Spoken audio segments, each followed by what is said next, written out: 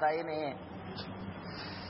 تو قرآن اس طرح، قرآن وہ نعمت ہے کہ ایک مومن کے لیے پوری زندگی کے ہر دکھ ہر درد کا حل ہے۔ وہ بیماریوں میں شفا، قلبی جسمی بیماریوں میں، قلبی بیماریوں کا، روحانی بیماریوں کا، ہر بیماری کی اس میں شفا ہے، اور ہر تکلیف کا اس میں مداوا ہے۔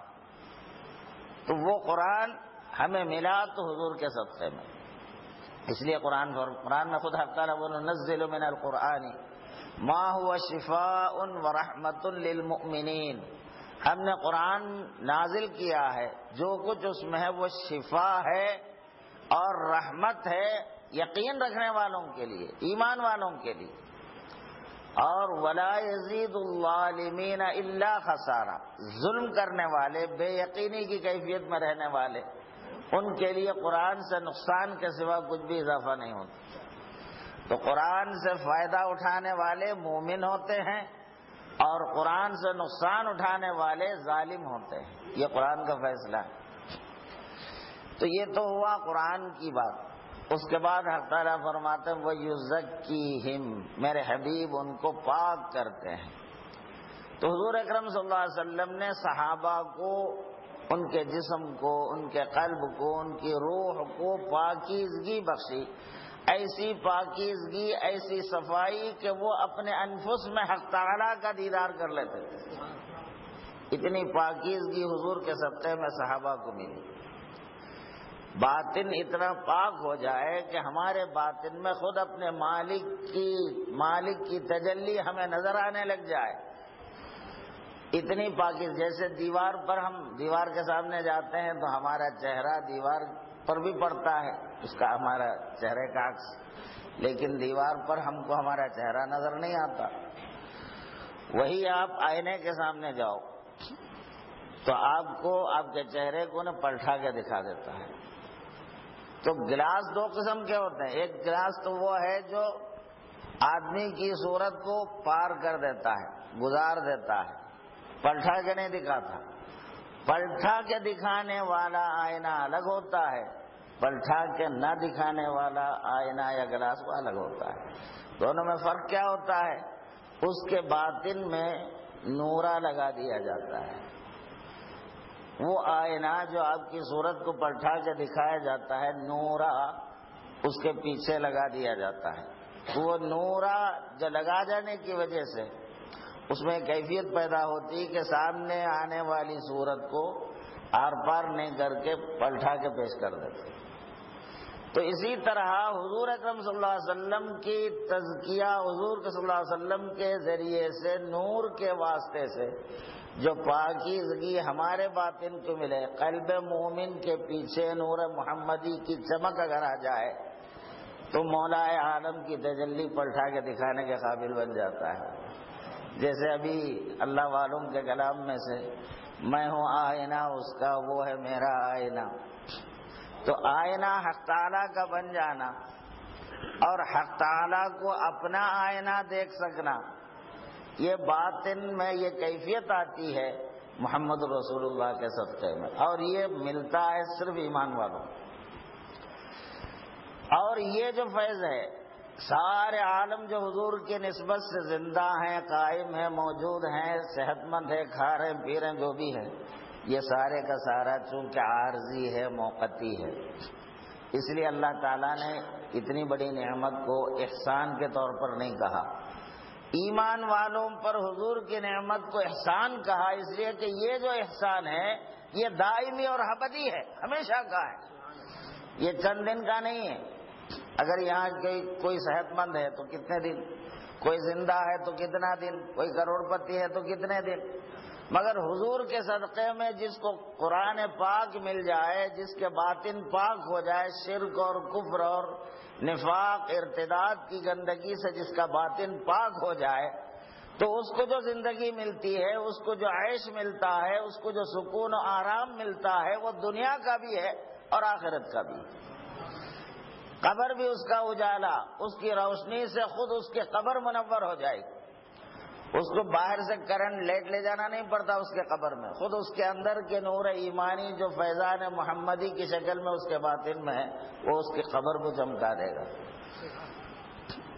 اور اس کے میدان حشر میں پل صراط کا پار ہو جانا اس کو اتنا ہلکا اور وزن کر دیتا ہے وہ باطنی نور کہ پل صراط پر سے وہ پلک جھپکتے ہی بجلی کی طرح گزر جانے کے قابل بن جاتا ہے.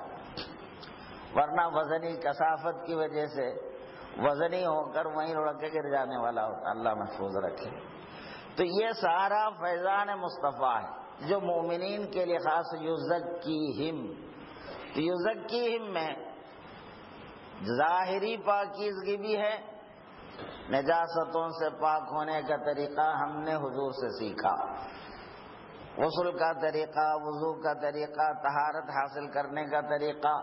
یہ آج اگر کوئی پاک ہے، اگر کوئی شخص پانی نہاتا ہے شریعت کے لحاظ سے اللہ کی نظر میں، اگر کوئی 7 سمندر میں ڈبکیاں لگائے بھی تو پاک نہیں ہوتا. لیکن حضور کے بتائے ہوئے شرائط کے مطابق صرف پورے جسم پر پانی ڈال لیا جو شرط محمد رسول اللہ نے سکھائی ہے، ان احکامات کے تحت خالی پورے جسم پہ پانی بہایا تو اللہ تعالیٰ اس کو پاک کر دیتا ہے. تو پاکیزگی ملتی ہے حضور کے ارشادات کی وجہ سے. اگر کوئی صرف پانی نہا لینے سے پاکیزگی نہیں حاصل ہو جاتی.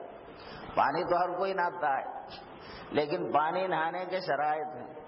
تو جسمانی پاکی ہر قسم کی نجاست سے، نجاست حقیقی ہو یا نجاست حکمی ہو، اس کے پاک کرنے کا طریقہ جو حضور نے سکھائی اس طریقے سے ہم کو جسم کی، کپڑے کی، زمین کی پاکیزگی مل جاتی ہے. تو ہم صرف ایک جسم کا نام تھوڑا ہی ہے، ہم کو جسم سے ہٹ کر ہمارا قلب بھی ہے، پھر اس کے آگے ہماری روح ہے، اس کے آگے ہمارا باطن ہے، ہمارا سر ہے. تو جسم کے بعد جسم کی پاکیزگی اگر مکمل کسی کو حاصل ہو تو یہ پاکیزگی گناہوں سے بچنے کے ذریعے، احکامات الہی پر عمل کرنے کے ذریعے، اور نجاست احکامات الہی یعنی حضور صلی اللہ علیہ وسلم کے اور اللہ کے جو جو احکام ہیں، جو جو ارشاد ہے اس پر عمل کرنے کے ذریعے یہ جسم کی پاکی اگر کسی کو حاصل ہوا تو وہ جنت کا قابل بن جاتا ہے.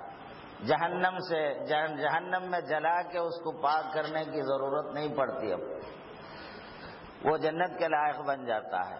اب اس کے بعد آگے باطن کی پاکیزگی جو صحابہ نے حضور سے حاصل کی، اس پاکی کی وجہ سے وہ بندہ اللہ کے قریب رہنے کے لائق بنتا ہے، اللہ کے قرب کے قابل بنتا ہے.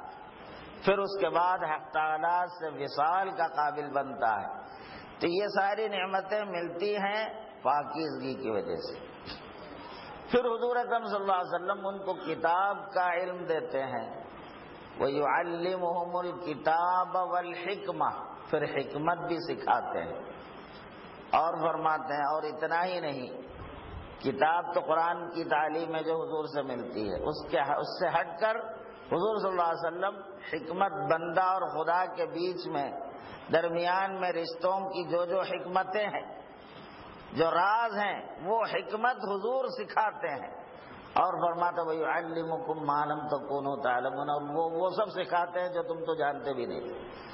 بالا عالم بالا کی باتوں کی ہمیں کیا خبر ہو سکتی ہے، الہی اسرار کے ہمیں کیا خبر ہو سکتی ہے. تو یہ سارے کا سارا صدقہ ہے محمد رسول اللہ کا جو اس امت کو حاصل کرنا ہے.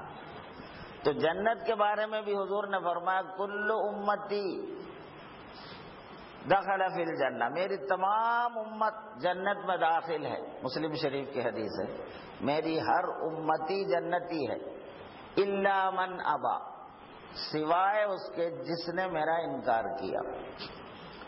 تو صحابہ نے پوچھا یا رسول اللہ آپ کا انکار کون کرتا ہے؟ من ابا یا رسول اللہ، ابا انکار کرنے والا کون ہو سکتا ہے؟ آپ نے فرمایا من اطاعنی فقد دخل الجنہ، جس نے میری اطاعت کی وہ جنت میں داخل ہو گیا، اور جو میری نافرمانی کی وہ میرا انکار کرنے والا ہے اور وہ جہنمی ہے. تو معلوم ہوا حضور کے امتی ہونے کے لیے اور جنتی ہونے کے لیے سچے دل سے، خلوص دل سے حضور اکرم صلی اللہ علیہ وسلم کی غلامی یعنی فرما برداری، آپ کے ہر حکم کی فرما برداری کرنے کا عزم کر لینا چاہیے۔ آپ کے حکم کی نافرمانی کی کوئی جہت، کوئی شق ہمارے دل و روح کی کسی بھی حصے میں نہیں رہنی چاہیے، کہیں ہم انکار کرنے والوں میں ہمارا شمار نہ ہو جائے۔ تو ایمان والوں کو جو اللہ نے احسان کیا ہے، آج کل موجودہ دور میں حضور صلی اللہ علیہ وسلم کے زمانے حیات سے دور ہو کر اس زمانے کے مسلمان ان حقیقی نعمتوں سے بھی بہت دور ہو چکا ہے۔ ہمیں غور کرنا چاہیے۔ ہم صرف یہ تو بہترین جذبہ ہے کہ حضور کے نام پر ہم جمع ہو جاتے ہیں، حضور کی تعریف و توصیف سننا ہمارے لیے خوشی اور سکون کا باعث ہے، تو یہ بھی ایمان ہی کی علامت ہوتی ہے، آپ سے محبت کی علامت ہوتی ہے۔ لیکن ساتھ ساتھ ہم میں جو کمی ہے، کمزوری ہے، جو ہمارا دشمن جسے استفادہ کرتا ہے، وہ یہ ہے کہ حضور سے جو حقیقی نعمت ہمیں ملنی چاہیے اس کو حاصل کرنے کے راستے میں ہم کوتاہی برت لیتے ہیں۔ ہم اپنے نفس کی باتیں سننے، نفس کی غلامی سے بچنے نہیں پاتے۔ ہم غلام نفس زیادہ ہیں، غلام مصطفیٰ کم ہیں تو ضرور رسول اللہ صلی اللہ علیہ وسلم کے غلام ہیں، لیکن پورے نہیں، بہت کچھ ہم نفس کے غلام ہیں۔ جو ہم کو ہمارا نفس کہتا ہے، ہماری کو طبیعت نہیں چاہتی، رہنے دو، دیکھیں گے، پھر دیکھیں گے، آگے دیکھیں گے، ایسا یہ نفس اور شیطان ہم کو لے جا کے پورے گڑھے میں اتار دیتے ہو۔ جو حقیقی نعمتیں ہمیں حاصل ہونا چاہیے، اللہ سے ہمارا رشتہ مستحکم رہے، اللہ سے ہمارا تعلق مضبوط رہے۔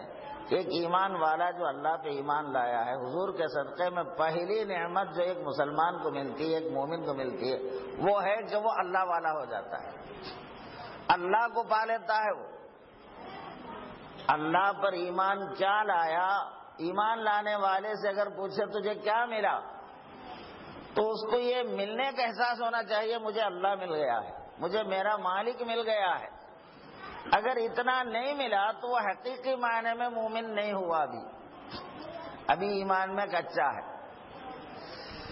تو اب جس قدر ہم کو اللہ تعالیٰ سے اپنے تعلق کی مضبوطی کا ادراک ہو جائے، اسی قدر ہم اس نعمت سے سرفراز ہونے والے، مالا مال ہونے والے۔ تو اس لیے ایمان والوں پر جو اللہ کا احسان ہے حضور علیہ الصلوۃ والسلام کے وسیلے سے، وہ فیضان، وہ نعمت دائمی اور ہمیشہ کا ہے، صرف دنیا کا نہیں، صرف آخرت کا بھی نہیں۔ ایک ایمان والے کو آخرت میں تو اس کی کامیابی کی ضمانت ہی ایمان ہے، ایمان کے بغیر تو کامیابی ہی ناممکن وہاں۔ مگر یہاں دنیا میں ایمان والے کو ہر مشکل کا حل اللہ تعالیٰ کی ذات کی صورت میں اسے مل جاتا ہے۔ اللہ تعالیٰ سے جو اس کا تعلق قائم ہو جاتا ہے، اس کو جو اللہ سے رشتہ قائم ہو جاتا ہے، تو انہیں بولتا مجھے ساری مشکلوں کا حل مل گیا، ساری تکلیفوں کا درما، تمام مصیبتوں سے نجات کا اصل ذریعہ وہ مجھے مل گیا۔ اب انہیں بھٹکتے نہیں رہتا، ایک در کا ہو گیا ہے۔ اب ایک در جو اسے مل گیا محمد رسول اللہ کے طفیل میں، بس اب اس کے بعد اس کو کسی اور در پہ بھٹکنے کی ضرورت نہیں پیش آتی۔ ہم کو مشکلوں میں ادھر بھٹکنا، ادھر بھٹکنا، وہاں بھاگو، یہاں بھاگو، یہ جو پریشانی لگتی ہے، ہم ایک در کے صحیح نہیں ہونے کا نتیجہ ہے۔ ہم محمد الرسول اللہ کے واسطے سے دربار خداوندی کے حقیقی معنی میں اگر ہو چکے ہوتے تو ہم کو کہیں اور بھٹکنے کی ضرورت ہی نہیں پیش آتی۔ ایک سجدہ بندہ دل و جان سے کیا کر لیا، اللہ کے آگے اپنا سر کیا جھکایا، اب اس کا سر پوری کائنات سے بلند ہو جاتا ہے، کہیں اب اس کا سر نہیں جھکتا۔ ہم اللہ کا سجدہ کرتے ہیں، کسی مخلوق کا سجدہ نہیں کرتے۔ جیسا یہ نعمت ایمان کے ذریعے، نماز کے ذریعے مومن کو مل جاتا ہے، اور جس کا سر اللہ کے آگے نہیں جھکتا پابندی کے ساتھ صحیح معنوں میں، اس کا سر آخرت میں کچلا ہی جاتا رہتا ہے. اس طرح اسے عذاب دیا جاتا ہے کہ اس کے سر وزنی پتھروں سے کچل دیا جاتا ہے، پھر اس کا سر سلامت ہو جاتا ہے.